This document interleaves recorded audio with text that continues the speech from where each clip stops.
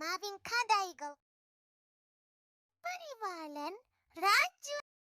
சுதா தனது பள்ளியில் அழகான தங்க மோதிரத்தை அணிந்து வந்திருந்தாள்.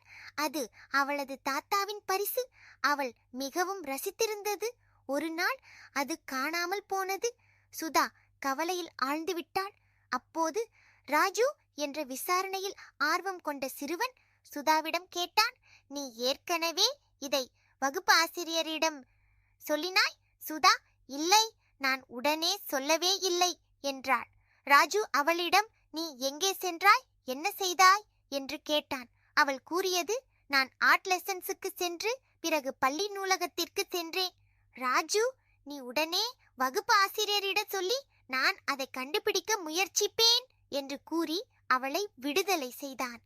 ராஜு அவள் சொல்லிய இடங்களை சரிபார்த்து அவளது ஆய்வகத்திற்கு சென்றான். அவள் அங்கு வேலை செய்து கொண்டிருந்த போது தவறுதலாக மோதிரம் அவளது மேசையில் இருந்தது. அவன் அதை பார்த்து அதனை சுதாவிடம் கொண்டு வந்து, இது எங்கிருந்து வந்தது என்று கேட்டான்.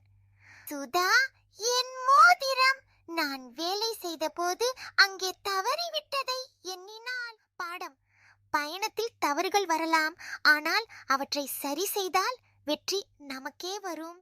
நன்றி குழந்தைகளே.